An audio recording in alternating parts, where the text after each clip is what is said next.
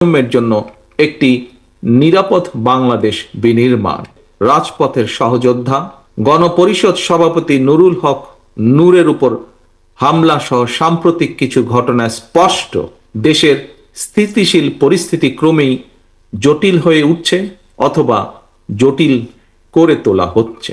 প্রিয় সহকর্মীবৃন্দ, সম্মানিত সভাপতি, সম্মানিত নেতৃবৃন্দ, বিবেক হচ্ছে মানব সমাজের সবচেয়ে বড় আদালত।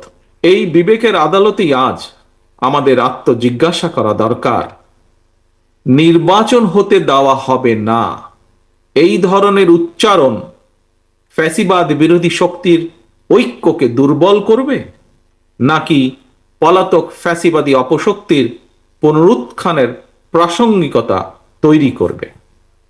অতএব এখনো সময় আছে, আমাদের সতর্ক হওয়া দরকার। পরাজিত পলাতক অপশক্তি কিন্তু সুযোগের অপেক্ষায় ওত পেতে রয়েছে। প্রিয় সহকর্মীবৃন্দ, প্রিয় ভাই বোনেরা, পলাতক স্বৈরাচারের মতন বিএনপির বিজয় ঠেকানোর অপরাজনীতির পরিবর্তে আসুন আগে নির্বাচনের মাধ্যমে জনগণের বাংলাদেশে জনগণের কাছে দায়বদ্ধ সরকার গঠন করি সকলে মিলে।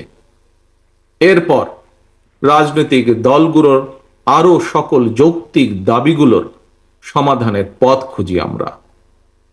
রাষ্ট্র রাজনীতিতে জনগণের অধিকার প্রতিষ্ঠার জন্য শর্ত শিথিল করে নির্বাচনের পথে হাঁটাই এখন সময়ের দাবি।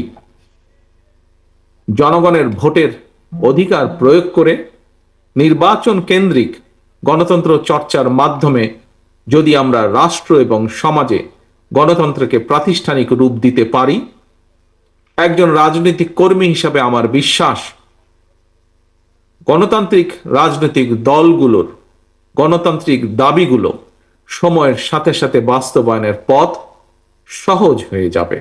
প্রিয় সহকর্মীবৃন্দ, বিএনপি এবং এর অঙ্গ সহযোগী সংগঠনের সমর্থক নেতাকর্মী সকলের উদ্দেশ্যে আমি একটি কথা তুলে ধরতে চাই আজকের এই দিনে।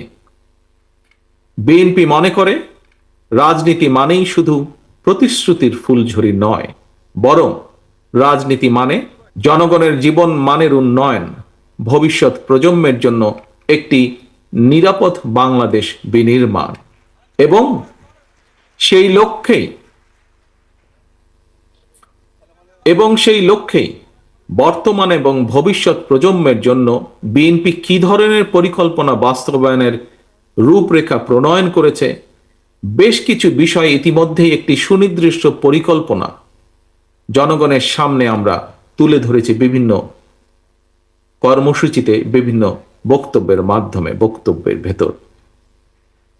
বিএনপি শুধু পরিকল্পনা গ্রহণ করেই ক্ষান্ত থাকে নাই, কিভাবে কোন উপায় গৃহীত পরিকল্পনা বাস্তবায়ন করা হবে সে ব্যাপারেও বিএনপির পেপার ওয়ার্ক চূড়ান্ত পর্যায়ে। আজকের এই আলোচনা সভায় আমির খসরু সাহেব ওনার বক্তব্যে এ ব্যাপারে কিছু কিছু বিষয় তুলে ধরেছেন। প্রিয় সহকর্মীবৃন্দ, প্রিয় ভাই বোনেরা, সম্মানিত সভাপতি, সম্মানিত নেতৃবৃন্দ, বিএনপি গৃহীত পদক্ষেপগুলো সারা দেশে মা, বোন, তরুণ জনগোষ্ঠী, শিক্ষক, শিক্ষার্থী সহ বিভিন্ন শ্রেণী পেশার জনগণের কাছে আমাদের সকলকে পৌঁছে দিতে হবে। জনগণের সঙ্গে নিবিড় সম্পর্ক আমাদেরকে বজায় রাখতে হবে। প্রিয় সহকর্মীবৃন্দ, মব ভায়োলেন্সকে আমরা কেউ প্রশ্রয় দেব না। নারীর সম্মান, মর্যাদা এবং অধিকারের প্রতি শহীদ জিয়া, দেশনেত্রী খালেদা জিয়ার প্রতিটি সৈনিক সংবেদনশীল এবং শ্রদ্ধাশীল থাকবে। আমাদের সকলকে সতর্ক থাকতে হবে। আসন্ন জাতীয় নির্বাচনকে সামনে রেখে নানা রকম ষড়যন্ত্রের ডালপালা মেলতে শুরু করেছে। তবে জনগণের সঙ্গে সম্পর্ক থাকলে আমরা বিশ্বাস করি কোন ষড়যন্ত্র এই বিএনপির অগ্রযাত্রাকে রুখতে পারবে না ইনশাআল্লাহ।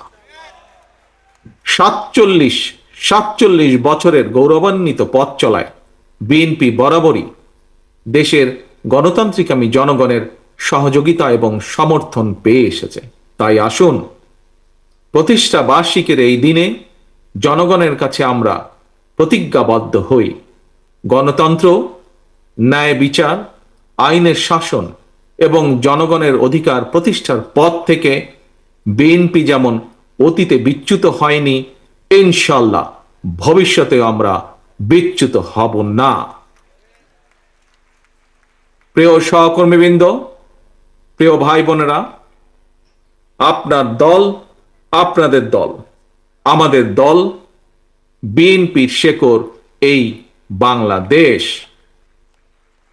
জনশক্তি, জনশক্তি, জনবল, বিএনপির মনোবল। আল্লাহ হাফেজ।